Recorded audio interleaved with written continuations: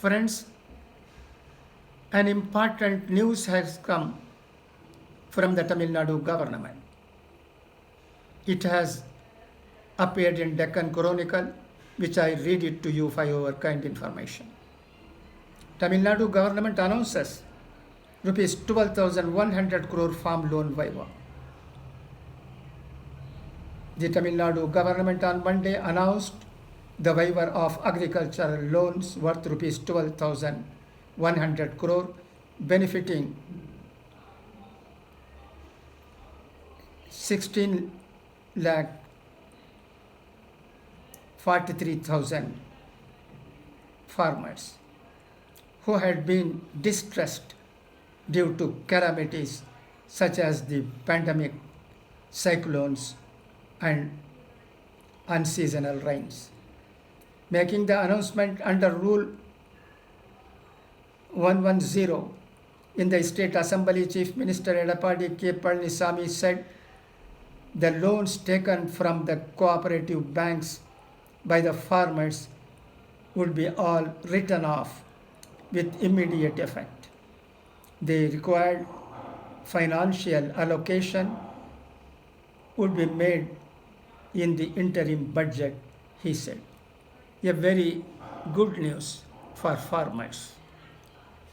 It is hoped that it will benefit the farmers who are annadatas. At the same time, if the agitation going on against the three farm laws is settled amicably and the central government announces withdrawal of the three farm laws as demanded by farmers, it will benefit them and it will also make Indian people happy. Every Indian wants that the agitation should be settled amicably with the government. Let us hope that it will happen, inshallah. There is need for both the government and the organization of farmers to settle it amicably, understanding each other and being flexible in this matter. Rigidity will not pay dividends. This is what is required. At the same time, the government should also withdraw its rigid stand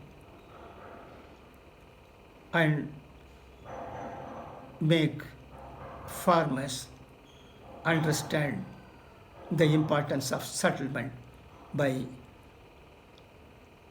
mutual agreements. This is what is needed. This matter is discussed even abroad.